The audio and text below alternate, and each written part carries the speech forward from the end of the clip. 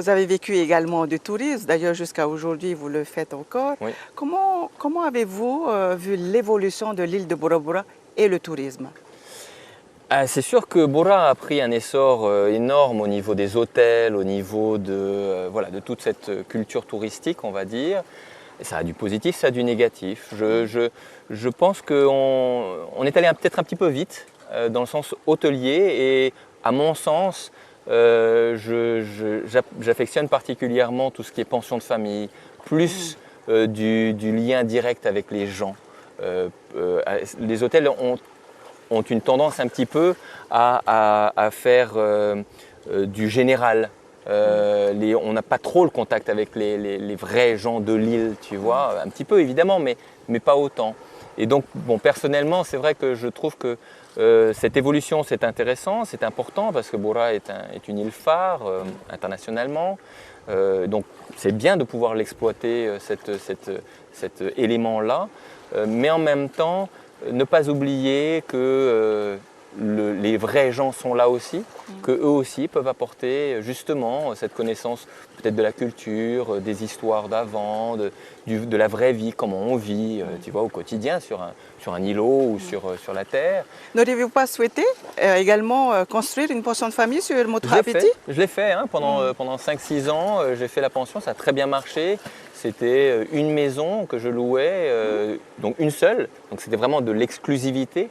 Et les gens venaient souvent en famille ou en couple d'amis et ça leur permettait de vivre leur expérience Robinson, donc d'une manière très unique. Parce que c'est difficile, tout le monde n'a pas déjà un moto privé évidemment, mais en plus de ça, la possibilité de louer qu'une seule maison. En général, on en fait plein et voilà. Donc là, j'ai plutôt opté pour quelque chose de spécifique et d'unique et ça marchait très bien, surtout pour les familles à l'international. Pourquoi n'avez-vous pas continué? J'avais besoin, à 20 ans, tu as des envies, tu as des besoins, à 30 ans, c'en est d'autres, 40 ans encore d'autres. Il était temps pour moi, j'avais mes 2 enfants qui étaient en bas âge, un garçon et une fille, et j'avais besoin, voilà, c'était le moment pour moi et pour eux, et de manière générale, de bouger, de voir autre chose, de nous sociabiliser un petit peu plus. Donc Tahiti, c'est le bon compromis. On est allé vers Tahiti, et donc on a loué là, et ça permet de vivre d'autres choses, plus en contact avec les gens, parce que ici, évidemment, j'étais en contact avec Bora, j'ai fait des heivas, puis j'allais en ville pour les courses et tout ça. Mais malgré tout, quand on est à Tahiti, il y a plus d'activités aussi et le partage est différent. Donc ici, on est sur le Motu Hapiti. On va se diriger dans quelques instants sur Hapiti Rhei. Voilà. Combien fait ce terrain? 1 hectare environ, les deux font à peu près 1 hectare. Donc grand terrain à entretenir évidemment. Différent, beaucoup de travail forcément. Et les deux sont un peu différents évidemment. Il y en a un où vraiment j'ai vécu, donc c'est l'herbe, vous allez voir, l'herbe, les maisons, tout ça. Et celui-ci plus sauvage, un côté un peu plus kaina authentique d'antan, quoi. Voilà. Et donc ici on est sur Hapiti Rhei. Parle-nous de ce moto. Alors c'est un moto sur lequel je suis venu m'installer en 96-17. J'avais commencé à construire en fait. C'est mes parents ont acheté ça déjà il y a une vingtaine d'années. J'avais très peu de moyens à l'époque. J'avais les moyens de la 5e. J'avais fait des émissions qui s'appelaient Teva d'ailleurs, sur la 5e en France. Et tout cet argent-là, je les avais mis de côté et je l'ai investi dans la maison que j'ai construite ici, sur ce moto-là. Donc c'est une maison qui s'est faite en fait sur 1 an. Je n'avais pas beaucoup de moyens et donc j'ai décidé de voir avec un copain ici qui lui, entrepreneur, il connaît comment construire. Et j'avais essayé de passer un deal avec lui. Je lui ai dit écoute, voilà, j'ai une somme forfaitaire, j'ai le temps mais j'ai peu de moyens, donc je ne peux pas employer beaucoup de gens. Et à 2, on a construit la maison. Voilà. Comment est-ce que tu la voyais cette maison? Dans un premier temps simple, parce que je ne pouvais pas trop me permettre de faire plus.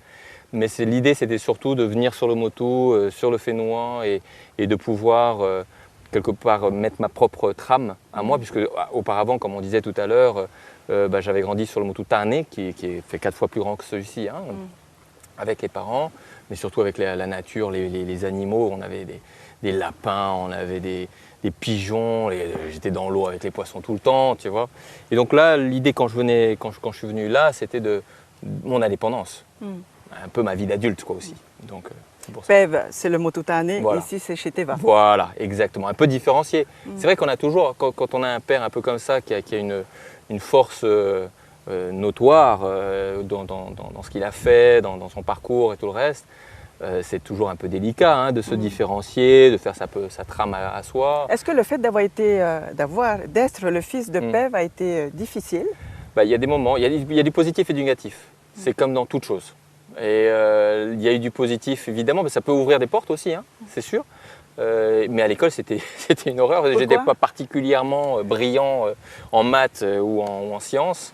Et donc, les profs, ils ne manquaient pas de me le reprocher et de me dire avec un père comme ça, tu as des notes comme ci, c'est pas normal, tu vois.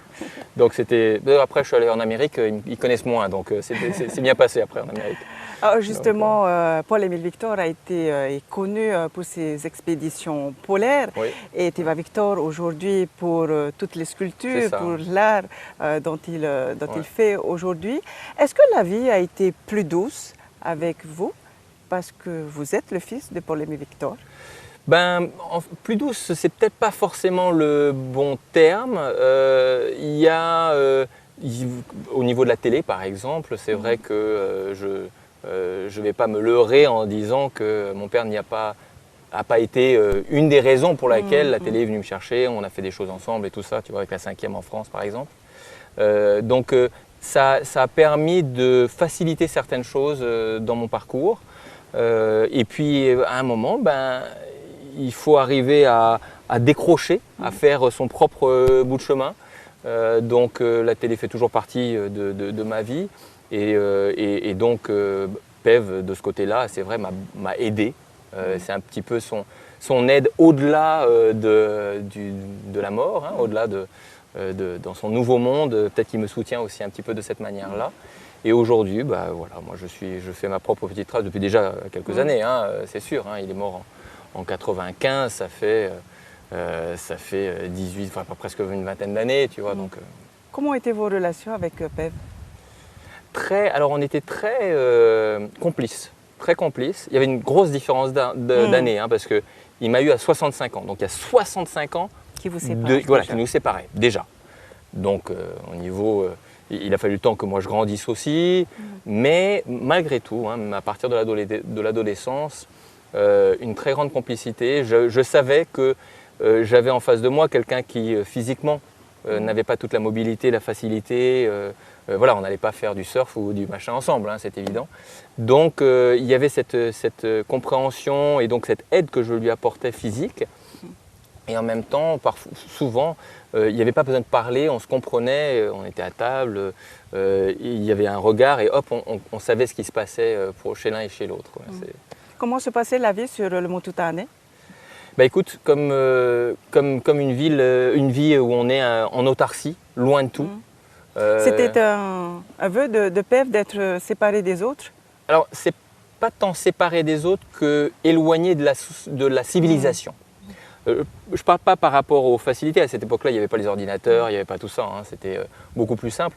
Mais de la civilisation dans le sens où les embouteillages, le parking, tu vois, toutes ces choses-là, les PV, tout ça.